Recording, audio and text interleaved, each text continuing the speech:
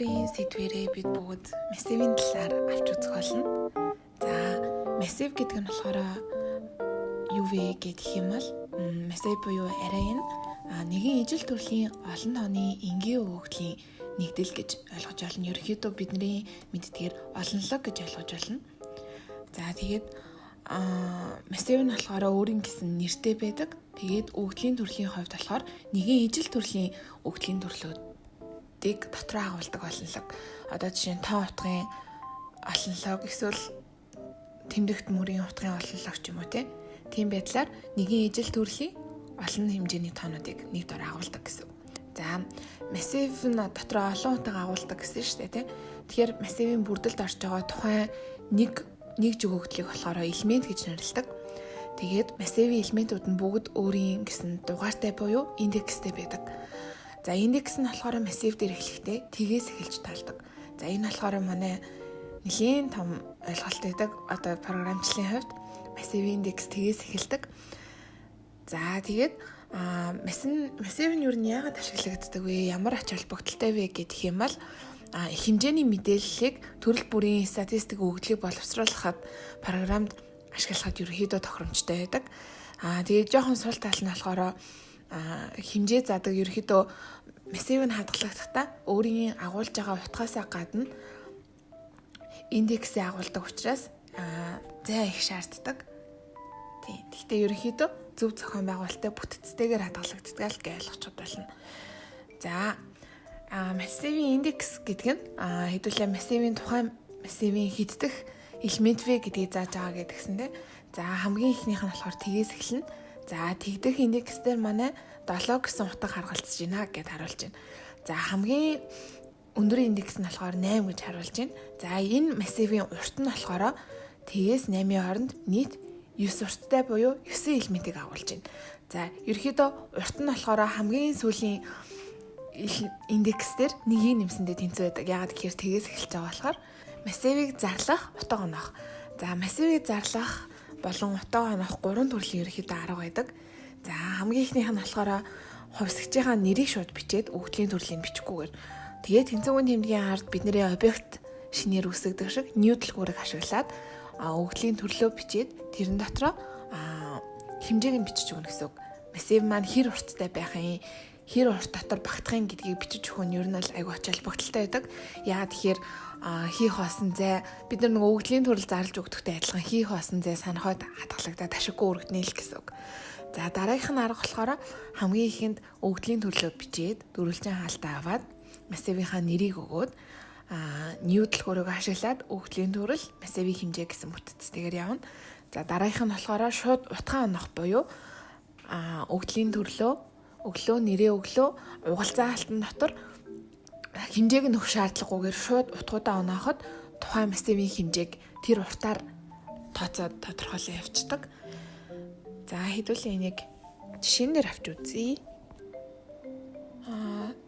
Интеллиженс дээр болохоор эхний аргаар зарлахгүйгээр шууд хоёр дахь аргаар зарлахыг шаардж байна. Яагаад гэхээр бичиглэлийн хувьд буруу байна гэж үзэж байгаа учраас. За, хоёр дахь арга нь болохоор өгөгдлийн төрлөө бичлээ, дөрвөлжин хаалтаа авлаа, массивын нэрээ өглөө, шинэ ньюдлгүүрийг ашиглаад өгөгдлийн төрөл нь адилхан байх ёстой. Энэ хоёр өгөгдлийн төрөл. Тэгээд хэмжээг өгнө. Энэ 800 байсан ч болно. За, дараагийнх нь болохоор энд массивын хаалтаа авлаа. Массив 2 тэнцүү. Шууд угалзаа хаалтан дотор энд гэсэн учраас бид нэр дандаа бүхэл тон утгууд өгөх ёстой.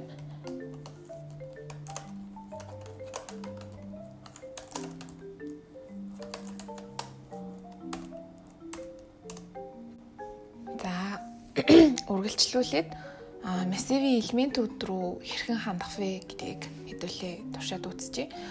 Массивын элементүүд нь болохоор бүгд өөрийн индекстэй байдаг гэдгсэн шүү дээ. Тэгэхээр массивын нэг элемент рүү хандахдаа тухайн индексээр нь хандж өгдөг. За, жишээ нь эхлээд шууд юу вэ? Хэдүүлээ энэ болохоор шууд угалзаа хаалтан дотор зарлахтаа утгаа онооцсон шүү дээ. Одоо болохоор дээдлийн массивда нэг бүрчлэн утгаа оноож өгье. За, тэгтээ яадаг вэ гэхээр массивын тэгдэх элемент буюу бидний мэдж байгаагаар хамгийн ихний элементэд за нэг гэсэн утга онооч. За, массивын нэг дэх индекс дээр байгаа элементэд 2 гэсэн утга. Массивын 2 дахь индекс дээр байгаа дээр нь 3 гэсэн утга гээд энийг бүр алгасаад онооцсон ч болно. Массивын 5 дахь дээр нь 7 өгдөг ч юм уу тий. За ингээд утгаа онооч байгаа.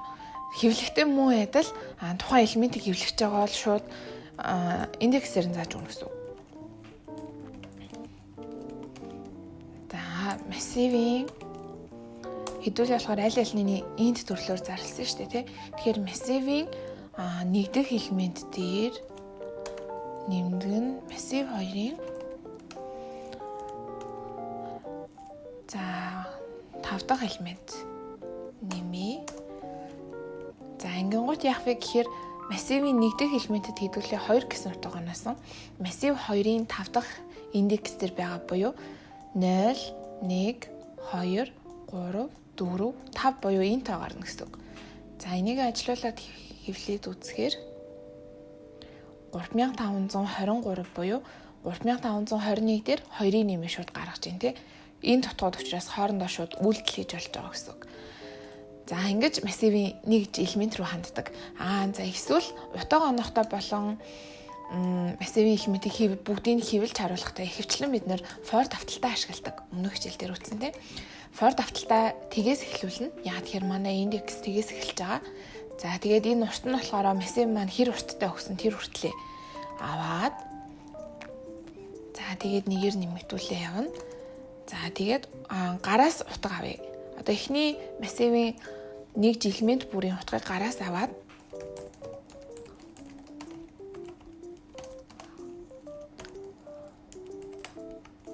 за утгаа оруулна уу гэж бичиж энэ дээр болохоор хиддэг утга гэдгийг ингэж харуулад дээр хэдүүлээ гараас утга оруулах.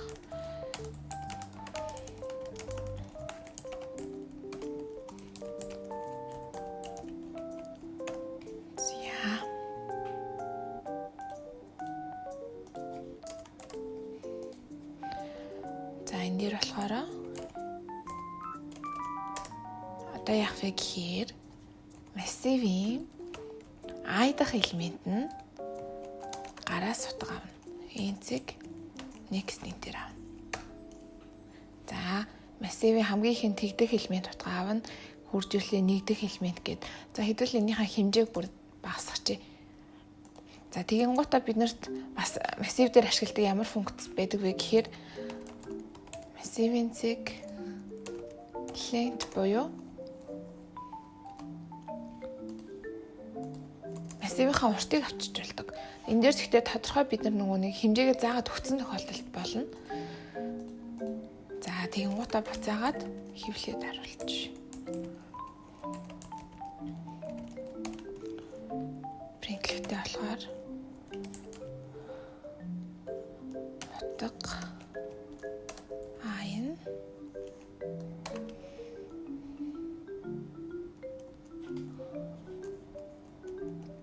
болохоор массивын айн. За энийг дүрэлгэж. Одоо хэдүүлээ нийт 8 утга оруулж өгнө.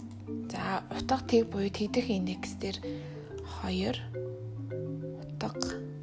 Энэ болохоор утга тэг нь. За энийг жоохон янзлчих.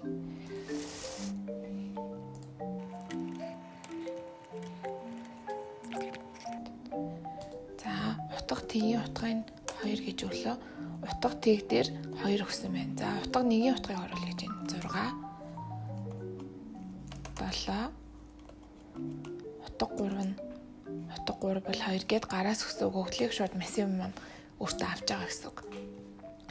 За ерөөхдөө ийм байдлаар утгаа оноогоод массивын элементүүдтэй хандаад for давталтаар хандж байгаа үед массивын бүх элементэд дараалтайгаар хандах боломжтой болцдог. Тэгэхээр ерөөхдөө for давталтыг айгүй өргө ашигладаг. За дараагийнх нь болохоор бид нар for each буюу for давталтын арай нэг өөр хэлбэрээр ашигладаг. За энийг ерөөхдөө массив дээр ашиглахад бас тохиромжтой байдаг. За хоёул хэдүүлээ нэрийг болохоор элемент гэж нэрлэж. Элемент.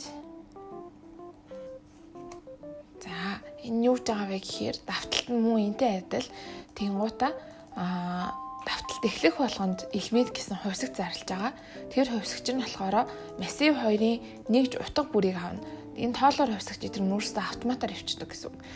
Бусад хэл дээр болохоор энийг for each гэж ер нь бол бичдэг. For each давталт гэдэг. Энэ Java дээр болохоор шууд for гэдгээр явцдаг. Ингээ гутаа хэдүүлээ шууд ямар нэгэн байдлаар нөгөө нэг массивынхаа уртыг авах, индексийн зааж өгөх шаардлагагүйгээр шууд элемент руу хандж байгаа гэсэн үг. Индекс зааж өгөхгүйгээр. Одоо ингэж хэвлээд харъя. Энийг түрүүстгч. За тэгэнгუთ энэ болохоор манай массив 2-ын утгууд бүгд дараалал гарч ирж хэвлэгдсэн байгаа. Элемент нь эхлээд массив 2-ын тэгдэх элементийг аваад өөрөө автоматар нэгээр нэмэгдээд дараагийн элементийг аваад гих зарчмаар ер нь л явж ажилладаг. За одоо хэдүүлээ шууд массивынхаа өгөгдлийн төрлийг string болгоод өгч. String болгоод гараас за нэг 3 string л 3 string аваад индекс маань бол байнга integer төрлөөр буюу бүхэл тоон төрлөөр байх учраас иймэрэ байх хэвээр.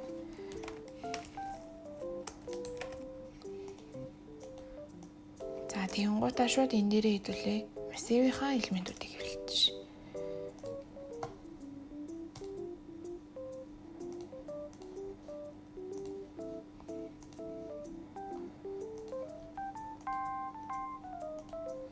Энэ дээр элементээ хэдүүлээ. Интгээд өгсөн байсан болохоор алдаад байж. Массивын string массивын элемент руу хандж байгаа учраас элемент маань мөн альтл string байх хэвээр. За лимо kiwi гэдэг үгч. Тэгэнгუთ эхлээд энэ ажиллаж гараас утгуудаа аваад дараагийн for each давталт нь болохоор гурван гэн хэвлээд харуулж байна тий. За одоо болохоор хэдүүлээ массивын бас нэгэн чухал ойлголт болох олон хэмжээсийн талаар бас хальт дуртад явъя. Массив нь болохоор нэг болон олон хэмжээст гэж бас ангилдаг. Бидний саяны үзэд нь болохоор нэг хэмжээст массив буюу индексүүдтэй индекс бүр дээрээ утга хадгалдаг нэг одоо мөр бүхий ийм ерөөхдөө хүснэгт байдаг гэж ойлгож байна. Хоёр хэмжээст массив гэдэг нь болохоор мөр багантай буюу бидний мэдгээр матрицын бүтэцтэй байдаг. Тэгэд энэ рүү хандах болон утга олгох зэрэг нь арай өөрөөр явагддаг. Тэгэд энэ магадгүй ерөөхдөө програмчлалд илүү өргөн ашиглагддаг. Тооцоол хийхдээ яг матрицын хувьд ашиглагддаг. 2-оос олон хэмжээст 3D хэмжээст буюу урт өргөн өндөр бүхий куб бүтэцтэй массив гэсэн байдаг. Тэрийг гэхдээ төдийлөн их бидний хувьд л нэг авч үзэх шаардлагагүй. За одоо болохоор 2 хэмжээст массив хэдүүлээ зарлаад юу гэж үзье. За эднэрийг авч. За integer төрөлтэй зарлаж. За 2 хэмжээст массив зарлахтай болохоор 2 алттай. 2 хэмжээст гэнэрлэж. Энэ нь болохоор integer төрөлтэй. Бас ийм 2 хэмжээст. За энэ дээр болохоор мөр болон багны тоог өгнө. За 5 3 гэсэн хэмжээтэй байг. За одоо энэ дээр ялгаатай байна. Бид нар 2 хэмжээст массивд утга онохдоо юу вэ? Давхар давталт ашиглана. Яагаад гэхээр түрүүн үзсэнчлэн энэ дээр одоо эхний утгыг онохдоо ингэнэ гэсэн үг. Эхний давталт нь болохоор мөрийг заагаад тэрэн доторх давхар давталт нь болохоор багнуудыг заагаад за нэгдүгээр мөрөндөх 3 багныг авлаа, дараагийн мөр рүү орлоо, дараагийн 3 багн гэх байдлаар ерөөхдөө авч явдаг гэсэн үг. За давхар давталтын дотор байгаа бол индексийн нэр өөрөх хэвээр.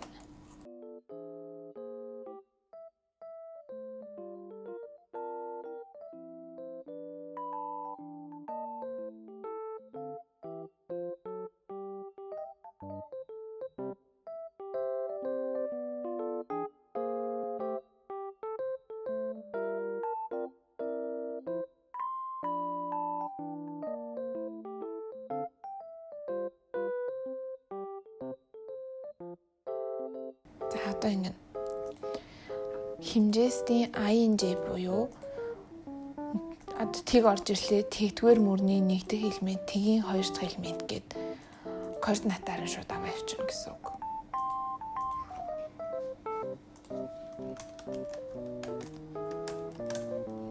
За одоо ингэ зөвлөж чинь яаж ийн вэ гэхээр эхний мөрийн утга нь 1 2 3 гэсэн утгууд, дараагийн мөр нь болохоор 4 5 6 гэсэн утгууд хэвлэгдэж байгаа гэсэн үг. Спожос ч юм уу нэг бодлого бодож үзье. Массивтай холбоотой. За массивийн нийлбэр, массивийн баг гэж байна.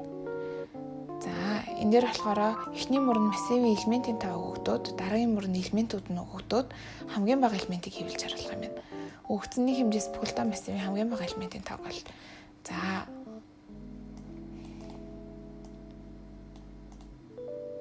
хэдүүлээ шууд саяны бодлогыг бодож. Яг бидний хийсэн шиг нэг хэмжээс массив зарлаад тэгээд тэр нь болохоор хэр хэмжээтэй байхын болохоор эхлээ гараас өчөж байгаа. За 5 элемент орно шүү, урт нь 5 байна шүү гэдгийг гараас өчөж байгаа учраас энийг эхлээд авчна гэсэн үг. Тэрийг нэг хувьсах зарлаад за урт нь тэ линт нь болохоор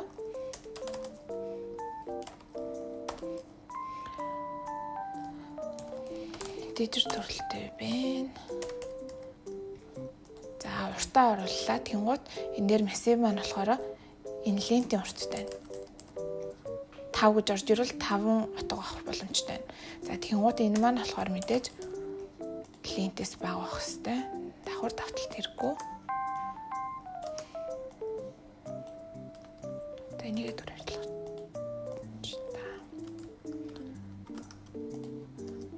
За их биднэрт хэвлэх шаардлага байхгүй бодлого бодож байгаа учраас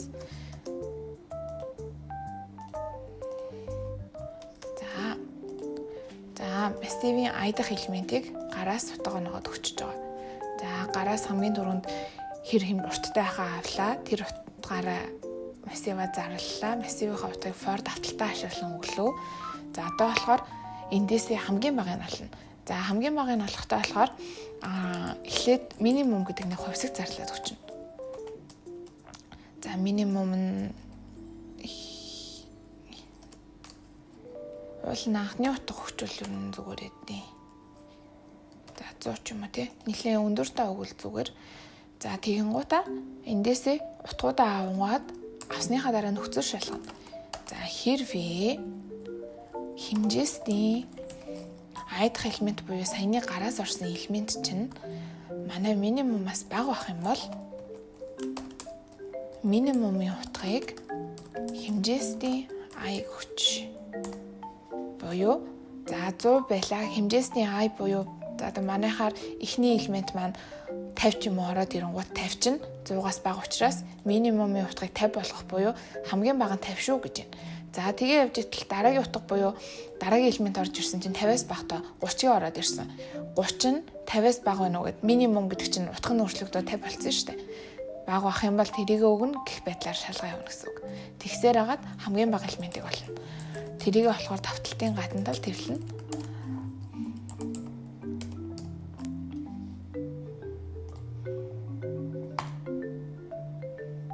За 5 элементтэй. 5 элемент нь болохоор 1 3 хасах 8 78 9. За тэгэнгუთ хамгийн бага элемент нь эднэрийн хувьд хасах тоо буюу хасах 8 маань хамгийн бага байна. За энэхтэй адилханаар хэдүүлээ максимум буюу хамгийн их тоог нь олж үзье. Максимумаа болохоор анхны утгыг тэгээр зарлаад өгчүүл зүгээр байдаг. За одоо тэгэнгუთ энэ нөхцөлийг шалгаа минимумд утга болгосноо ахиад хэмжээсийн I маань максимумаас их байх юм бол максимумын утгыг хэмжээсийн I хүч